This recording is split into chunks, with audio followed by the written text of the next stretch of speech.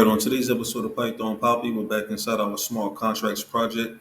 Let's have a look at what we're going to be going over today.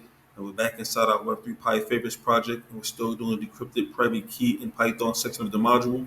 So let's pick up with some light reading. This is actually the end of the module, so let's go with some light reading so we can explain what's going over next. So to see everything in action, we will run a deploy favorites.py file. When we successfully run our deploy favorites.py file, we will see some transactional data, and we will be prompted for a password. If the password is different than the one we set, the program will crash. But when the correct password is entered, it will also validate the private key that we set in our encrypted key file, so we never have to enter it here. It is done automatically for us. Now, note again, remember that we can also go to the Anvil terminal and view details of the successful transaction like I showed you guys.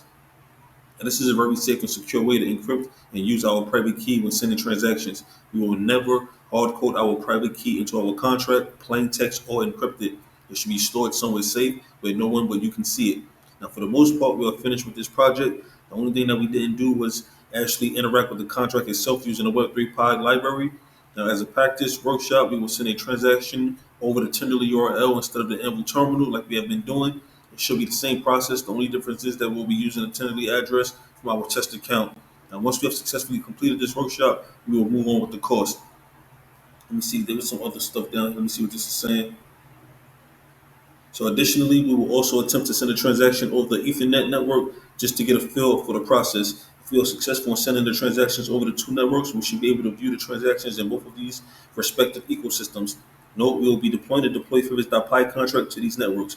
Basically, we want to become familiar with deploying our contract to different networks. And we also want to get familiar with changing the parameters of the contract when we need to suit different use cases and needs as we move forward for our network. So I did actually do the workshops and I got those done. I will probably share those with you. I don't know if I will. I don't know. We'll see how it goes. But yeah, that's basically the entire module for the Web3Py favorites. I'm actually going to move on to a new module. It's going to be a Titanable favorites introduction. So that's what we're going to start moving into next.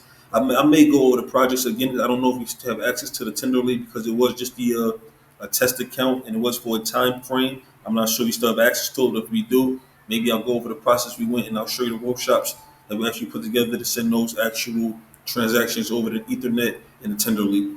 Basically, that's it though. So we are done with that and we will be moving forward. But of course, I will keep you posted every step of the way. For now, this is the Python Papi. You guys stay Gucci.